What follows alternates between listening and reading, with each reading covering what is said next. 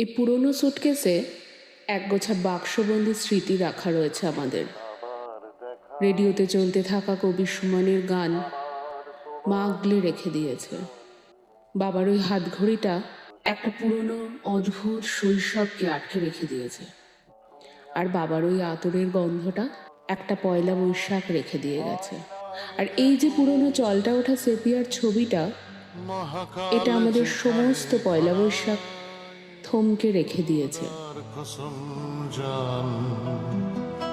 বাবা চলে যাওয়ার আগে একটা চিরকুটে লিখে গেছিল, পয়লা বৈশাখে তুই একটা নুপুর পরিস, পায়ে আলতা, আর মায়ের ওই লাল পাড় বড়দের শাড়িটা। মা যখন থমকে থাকে এই পয়লা বৈশাখে, তখন অন্যদিকে আমি নিজেকে সাজাই বাবার ওই প্রিয় গানে।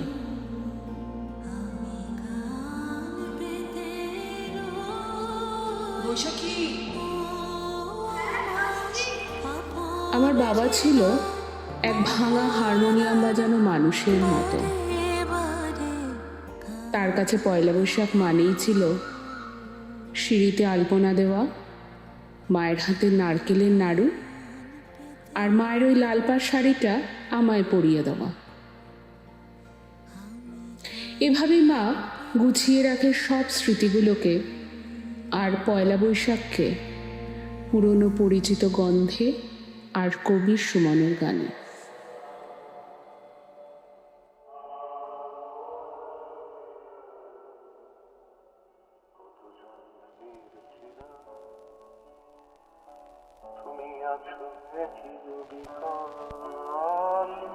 আয়নায় দেখো মুখ,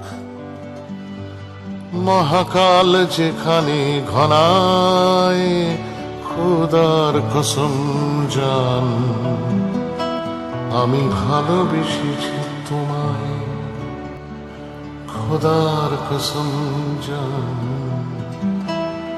আমি ভালোবেসেছি তোমায়।